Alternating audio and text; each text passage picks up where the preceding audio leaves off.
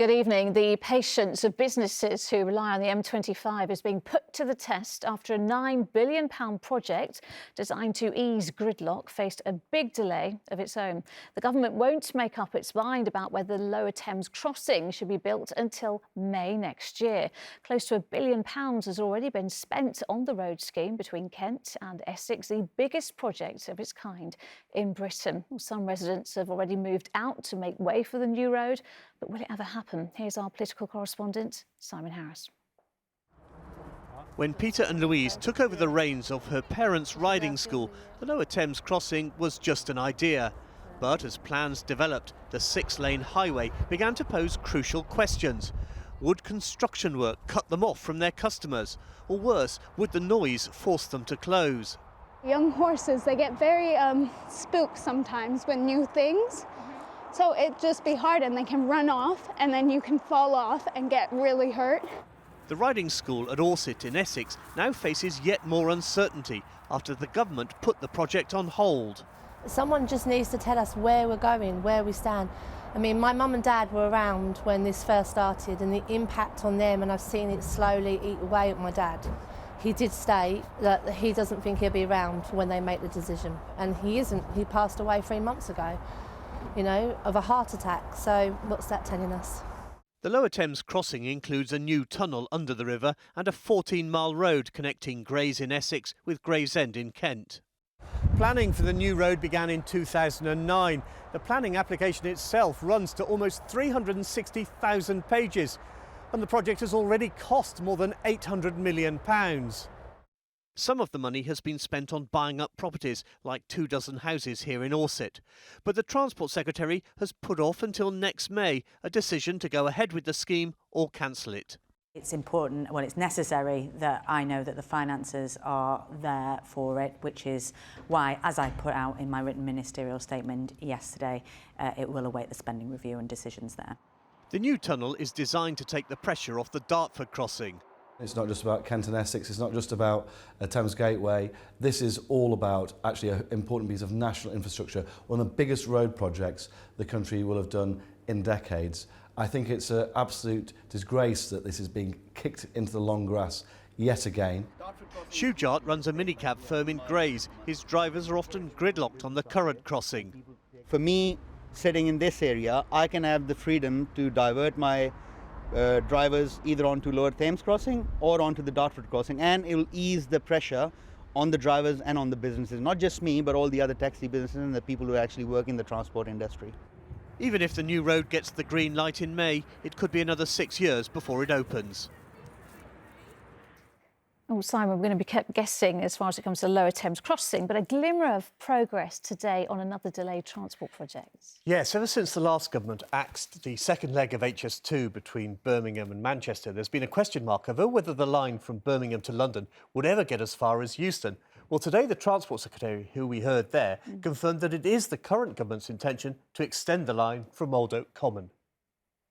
OK, let's just hear what she has to say. Even under the previous Tory government's plans, Euston was always going to be part of the solution. It would have been completely ridiculous to end the line between Birmingham and Old Oak Common. So we'll be setting out plans soon, both for what will happen with the line, but also how we're going to get a grip of HS2 and the costs, which have run massively out of control. The last government said the Euston terminus could only go ahead if private investors paid for it. It will be interesting to see if it's still going to cost £6 billion and how the current government intends to fund it. It will be. Simon, thank you. Next tonight, questions being asked about how and why Taylor Swift was given a special police escort to her gigs at Wembley. The billionaire singer was given a motorbike convoy in August, normally reserved for politicians and royalty, after talks with the Mayor and Home Secretary. Our political correspondent Simon Harris is here with me now. Simon, take us through all of this. It's whether or not Scotland Yard was put under pressure by politicians to give Taylor Swift special protection. When the singer performed at Wembley in August, it was following a terrorist threat to her concerts in Austria. As a result of that, it seems, her convoy in London was accompanied by police motorbike outriders from the Met's Special Escort Group. That's a highly unusual move.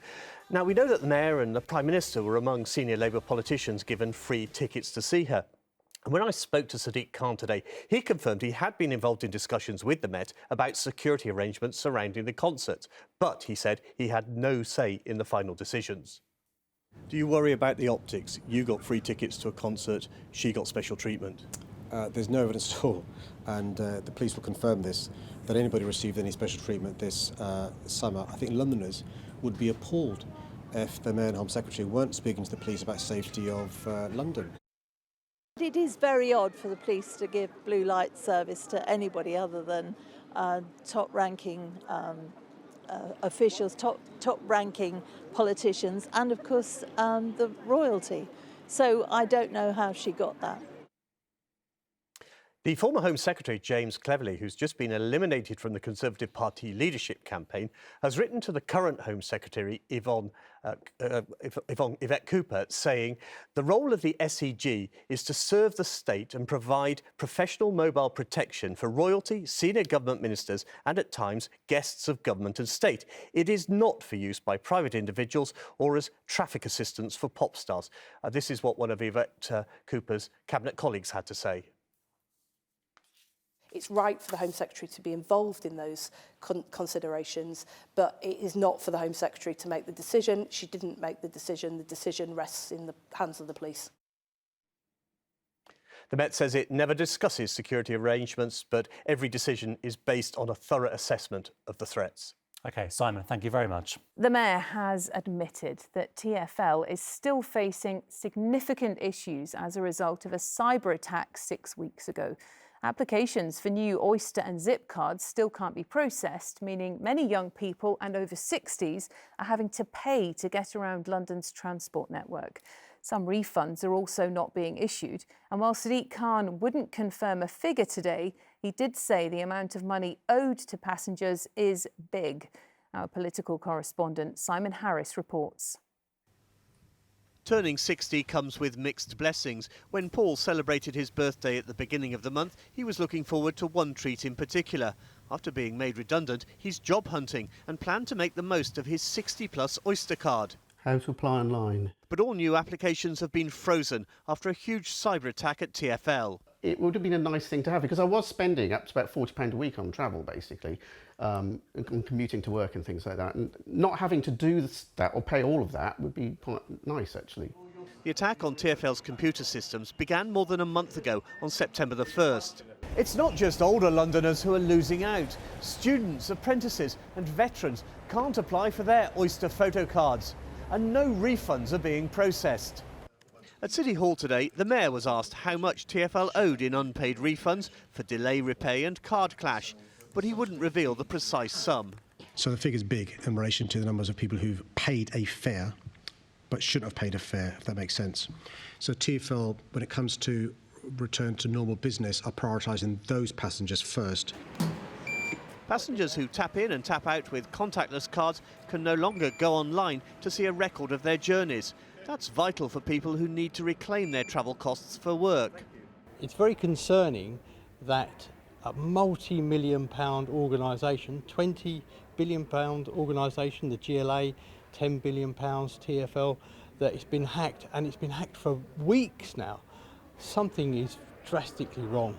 TfL says it's working hard to restore its systems, but can't say when that will be. We are a very attractive target because of the nature of the organisation that we are, the nature of the data that we hold, the payment systems that we run, and so on. So we've been a very attractive target for a long time. But this is by far the most aggressive and sophisticated attack that we have seen in all the time that TfL has existed. Children whose Zip cards have expired are being told they can travel anyway and will be allowed through ticket barriers and onto buses. A 17-year-old boy arrested in the West Midlands by the National Crime Agency has been questioned about the cyber attack. Simon Harris, ITV News, Docklands.